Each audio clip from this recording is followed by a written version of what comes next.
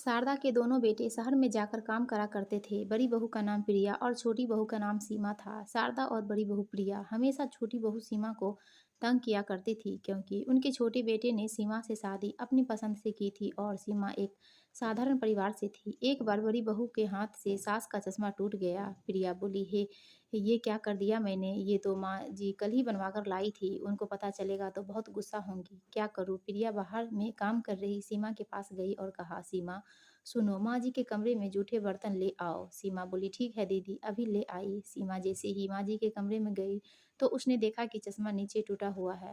उसने चश्मा उठाया ही था, तब तक प्रिया माँ जी को लेकर वहां पहुंच गई। प्रिया बोली, हे भगवान, माँ जी का चश्मा तोड़ दिया। माँ जी कल ही इसे बनवा कर लाई थी। ये क्या किया तूने सीमा, कोई काम धाम ध्यान से नहीं करती हो तुम, कितना नुकसान कर दिया। शारदा बोली, ये क्या कर दिया तुमने, जब से आई है नुकसान पे नुकसान किए जा रही है। एक तो घर से खाली हाथ आ गई और अब मेरे घर में बचा है वो भी तोड़ना चाहती है। माँ जी, ये मैंने नहीं किया है। प्रिया दीदी ने मुझसे बर्तन लेने भेजा तो मैंने देखा कि चश्मा टूटा हुआ नीचे गिरा है। प्रिया बोली, तू तू क्या कहना क्या चाहती है, चश्मा मैंने तोड़ा है। नहीं दीदी, मैं तो माँ जी को बता रही थी कि मैंने नहीं किया। यहाँ प्रिया रोने की एक्टिंग करके दिखाती है कि मेरी किस्मत देखो माँ जी, आपने देखा ना, आपके सामने मुझे गलत बना रही है। नहीं दीदी, मेरा ऐसा कोई इरादा नहीं है। चुप रहो तुम, एक तो नुकसान करती हो, ऊपर से झूठ भी बोलती हो।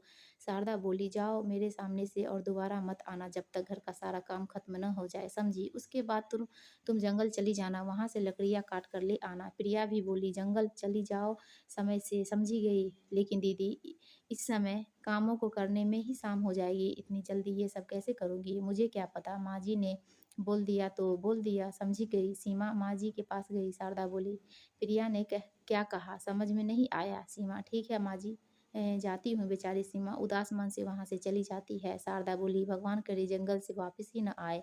मैं अपने बेटे की किसी अच्छे घर में शादी करा दूंगी और दहेज में बहुत सारे गहने और रुपए भी ले लूंगी। ये सब सीमा ने सुन लिया। प्रिया बोली, माँ जी मेरे लिए भी एक सोने का हार ले लेना, आखिरकार मैं इस घर की बड़ी बहू हूँ। ठीक है, जाओ अब मेरे लिए कुछ बढ़िया सा खाना लेकर आओ। जी माँ जी, अभी लेकर आई। प्रिया वहाँ से चली गई। शारदा बोली, अब बस इस सीमा को इस दुनिया से मिटाना होगा, एक बार ये काम हो जाए, मैं पंडितों को जी भर के खाना खिलाऊंगी। सीमा काम करते करते रोने लगी। सीमा सोचती है, मैं ऐसा क्या करूं जिससे माँ जी मेरे बारे में ये सब सोचना बंद कर दे। हे भगवान, मुझ पर अपनी कृपा करो।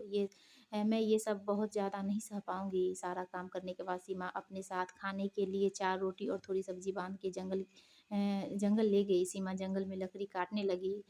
उसने लकड़ी का एक गट्ठल बनाया और छाँव में बैठ गई। तब उसके थैले से रोटी का डिब्बा नीचे गिर गया। अरे, मैंने तो खाना ही भूल गई। लोग काम भूलते हैं और मैं खाना ही भूल गई। क्या करूँ अब, जल्दी घर चली जाती हूँ। इसे खाऊँ खाऊँ या नहीं, ऐसा करती हूँ, खा ही लेती हूँ। वैसे भी सुबह से कुछ भी नहीं खाया, रात का खाना भी तो बनाना पड़ेगा। सीमा बैठकर खाना खाने ही वाली होती है कि तभी वहाँ एक बकरी उसके सामने आकर बैठ जाती है। तुझे भूख लगी है, आजा तू भी खा ले। सीमा एक रोटी बकरी को देती है। बकरी फिर भी नहीं जाती। इस बार वो एक और रोटी देती है और इस बार बकरी चली जाती है। लगता है इसके नसीब में रोटी खाना लिखा था। चलो, अब बेजुबान के पेट में भी कुछ गया। इसके बाद वह थोड़ा पानी पीती है। तब तक जंगल में एक बूढ़ी औरत बहुत सारा सामान लेकर गुजर रही होती है। सीमा बोली, माँ जी, आप इस जंगल में। बूढ़ी औरत बोली, मैं अपने गांव जा रही हूँ बेटी, ये रास्ता जल्दी पहुंचा देता है ना, इसलिए यहाँ से जा रही हूँ। औरत बूढ़ी थी। सीमा को उस पर दया आ गई। अम्मा बैठो, मेरे पास 2 रोटी है, आप इन्हें खा लो। वैसे भी मुझे तो घर जाना ही है, इसलिए इन्हें खा लो। खाने का तो समय नहीं है मेरे पास। आप मुझे थकी हुई लगती हो, आप इन्हें खा लो। अम्मा बैठ गई और हैरानी से सीमा की तरफ देखने लगी। इस जंगल में लगता है कि भगवान ने तुझे मेरे लिए भेजा है। ला बेटी ला, जोरों की भूख लगी है और बहुत बुरा हाल है। खुशी रह तू बेटी। सीमा ने रोटी सब्जी अम्मा को दी और अम्मा ने बड़े चाव से खा ली। बेटी, एक बात ध्यान से सुन, तेरे जीवन में कभी भी कोई मुसीबत आए तो बस अपने पूर्वजों और भगवान को सच्चे दिल से याद करना। उसके बाद सामने मुसीबत पर लाल कपड़ा और धूप बत्ती जलाकर हाथ जोड़ लेना, सब ठीक हो जाएगा। धन्यवाद अम्मा, बड़ों की कृपा से ही घर परिवार फलता फूलता है। कभी मेरे गांव में आना होगा तो किसी से भी पूछ लेना मेरी माँ जी का नाम, उनका नाम शारदा देवी है, तो आपको बता देंगे मेरे घर का पता। कभी आना हो तो हमसे मिलने ज़रूर आना। ज़रूर बेटा, कभी मौका मिला तो ज़रूर आऊँगी। अब बेटी तू जल्दी घर जा, ये जंगल तेरे लिए सुरक्षित नहीं है। ठीक है अम्मा, आप भी जल्दी जाओ। और हाँ बेटा, कभी भी डर लगे तो अपने पूर्वजों को याद करना। पितृ हमेशा अपने वंशजों की रक्षा करते हैं अम्मा जी। सीमा घर पहुंची है, उसके बाद रात के लिए खाना बनाने लग जाती है। खाना बनाकर सबको खिलाया और उसके बाद सब सो गए। अचानक पूरा घर हिलने लग गया। अचानक एक कमरे से बहुत तेज़ आवाज़ें आने लगी। सब लोग डर गए। कुछ देर बाद सब एकदम से शांत हो गया। प्रिया बोली, माँ जी ये क्या था? ये कैसी आवाज़ थी? रुक मैं देखती हूँ। सीमा, जा तू देख क्या है वो? माँ जी मुझे डर लग रहा है, जाती है या नहीं? इसके बाद सीमा कमरे में देखने चली गई। वहाँ कोई नहीं था। माँ जी यहाँ कुछ भी नहीं है। ऐसा कैसे हो सकता है? इतनी भयानक आवाज़ किसकी हो सकती है? प्रिया बोली, मुझे लगता है कोई जानवर खिड़की से घुस गया होगा। मैं कहती थी ना वहाँ जालियाँ लगवा दो। शारदा बोली, चलो अब जाओ, सब सो जाओ। अगले दिन शारदा बोली, सीमा सुन, वो कपड़े रखे हैं, धो देना और घर की सारी चादरें भी धोनी है और हाँ पर्दे भी। समझी गई? जी माँ जी। तब तक वहाँ उनकी पड़ोसी शांति आ गई। प्रणाम अम्मा, कैसी हो आप? आओ बेटी, तुम कैसी हो? हमारा तो जैसे तैसे वक्त निकल रहा है। मैं ठीक हूँ माँ जी। आपसे वो शहद लेने आई थी। कुछ दिन पहले आपसे मंगवाया था ना? अरे हाँ, मैं तो भूल ही गई। क्या करूँ बेटी, उम्र हो गई है। रुक लाती हूँ। शारदा जैसे ही अंदर गई, शांति तुरंत सीमा के पास जाकर बोली, दुखी होती सीमा तो दुखी नहीं होती। इस बुढ़िया के ऐसे बर्ताव से जीना मुश्किल किया हुआ है तेरा इसने। कहती हूँ तू अपने मायके वाले को बता देना। सीमा बोली, नहीं बहन, मेरे माता पिता गरीब है, उन्हें मैं और पीड़ा नहीं दे सकती। मुझे परेशान देखकर वो और दुखी हो जाएंगे।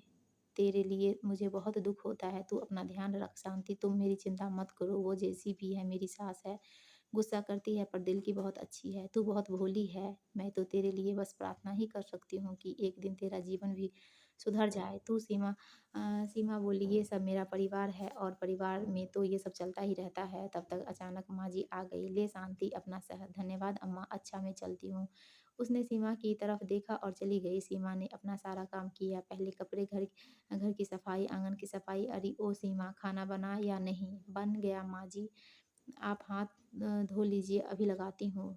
रख जल्दी, भूख लगी है मुझे, अभी रखती हूँ माँ जी। शारदा खाना खाते ही छी छी थू, कैसी खाना बनाती है तू? ऐसा खाना तो जानवर भी ना खाए माँ जी। मैं आगे से ध्यान रखूंगी। सास और प्रिया ने सारा खाना खा लिया और जानबूझकर बाकी रोटियों को सब्जी को छुपा दी। शारदा बोली, और ला रोटी। माँ जी रोटियां तो खत्म हो गई है। इस घर में तो पेट भर के खाना भी नहीं मिलता। जीना दुर्भर हो गया है। जा बर्तन ले जा। शारदा ने प्रिया को वो खाना दिया। प्रिया ने तुरंत वो खाना गाय को खिला दिया और वापस वहाँ बैठ गई। चलिए माँ जी, कल शादी में भी जाना है। सो जाते हैं। सबने खाना खा लिया। किसी ने सीमा को खाने के लिए नहीं पूछा। फिर सीमा ने बर्तन धोए। आधी रात को अचानक आवाज़ आने लगी। सब बाहर आ गए। माँ जी फिर से वही आवाज़। ये आवाज़ तो कल से भी ज़्यादा है। माँ जी इस सीमा को वहाँ भेज देते हैं। आप कमरा बंद कर देना। शारदा बोली, अगर वहाँ कोई जानवर होगा तो इसे खा जाएगा। सीमा, जाके देख कौन है वहाँ।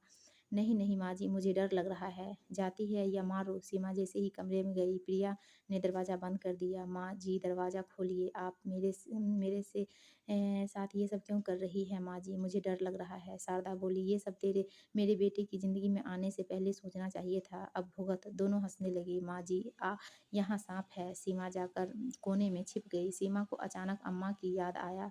सीमा ने तुरंत अपने पूर्वजों को याद किया। हे पितर, मेरी रक्षा करो, कोई तो उपाय दो ताकि मैं इस मुसीबत से बच पाऊँ। अचानक वहाँ पे लाल कपड़ा और धूप बत्ती आ गई। सीमा को बुढ़िया माँ की बात याद आ गई। सीमा तुरंत डरते डरते उसके पास गई और धीरे से उसके ऊपर लाल कपड़ा डाला और धूप बत्ती जलाने लग गई और भगवान का नाम जपने लगी। हे ईश्वर, मेरी रक्षा करो। प्रिया बोली, माँ जी इसलिए माँ जी चलिए, लगता है वो मर गई। जानवरों उसे अभी तक तो खा भी चुका होगा। कल इस कमरे को खोलेंगे। ठीक है, भगवान करे इस बार इस मुसीबत टल जाए। अगले दिन प्रिया ने कमरा खोला। सीमा एक जगह पे ही लेटी हुई थी। प्रिया चिल्लाई। शारदा बोली, क्या हुआ? कहीं भूत तो नहीं देख लिया क्या? ऐसा है ही कमरे में आई जैसे ही कमरे में आई उसने देखा कि चारों तरफ सोना ही सोना बिखरा हुआ है। हमारी तो किस्मत ही खुल गई प्रिया। माँ जी एक साथ दो मुसीबत टल गई। पहली वो मुसीबत और दूसरी गरीबी, आज से हम ऐशो-आराम की ज़िंदगी जिएँगे माँ जी। देखिए ना इतना सारा सोना, इससे तो हमारी कई पीढ़ियाँ मज़े से अपना जीवन बिता सकेंगी। प्रिया सोने का एक गहना उठाती है, कितना सुंदर है ना माँ जी, मेरे गले पे बहुत अच्छा लगेगा, ठीक कहा ना मैंने? तभी अचानक प्रिया को ज़ोर से करंट लगता है और माँ जी को साँप जकड़ लेता है। माँ जी चिल्लाने लगती है, चिल्लाते की वजह से ही सीमा उठ जाती है। उसी समय अम्मा वहाँ प्रकट हो जाती है। बूढ़ी औरत बोली, "ये सब केवल सीमा का है। इस खजाने में किसी ने भी बुरी नज़र डाली तो उसे छोड़ूँगी नहीं।" प्रिया ने वो हार फेंक दिया। "अम्मा, माँ जी और प्रिया दीदी को छोड़ दो आप।" बूढ़ी औरत बोली, "नहीं बेटी, ये सब तुझे जीने नहीं देंगे। मेरे होते हुए तुझे कोई तंग नहीं कर सकता। अम्मा, आपके आगे हाथ जोड़ती हूँ, कृपया छोड़ दो इन्हें, ठीक है?" दोनों बच जाती हैं। माँ जी, प्रिया दीदी, आप ठीक तो हो ना? अम्मा, मेरी बात का मान रखने के लिए धन्यवाद। ये सब तेरा है सीमा। अम्मा, ये सब मेरा कैसे हुआ? मुझे आप ये सब क्यों दे रही हो बेटा? ये तेरा ही था हमेशा से। एक ज़माने में तेरे पूर्वजों ने इस खजाने को छुपाया था दुश्मनों से। वो चाहते थे कि ये सब उनके किसी वारिस को मिले जो ईमानदार और नेक हो, ताकि सबका भला हो सके। वो चाहते थे कि दुश्मन इसका गलत इस्तेमाल ना कर पाए, इसलिए उन्होंने इस खजाने की पूजा कराई।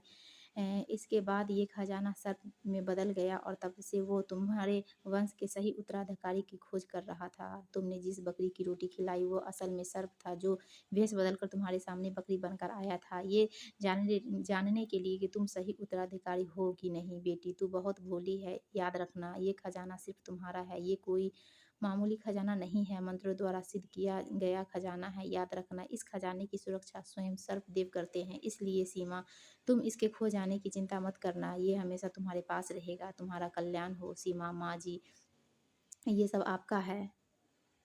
इसका जो कुछ भी करना है वो आपकी मर्ज़ी से होगा बेटा। मैंने हमेशा तेरे साथ बुरा किया। तू चाहती तो इतना सारा धन पाके हमें घर से बाहर निकाल सकती थी, पर तू ये सब मुझे दे रही है। क्यों सीमा? माँ जी, मैं हमेशा चुप रहती थी ताकि एक दिन आप मेरे प्यार को समझ सको। देखो ना, आज आपको मेरा इस परिवार के प्रति प्रेम समझ आ गया। इससे ज़्यादा मुझे कुछ नहीं चाहिए।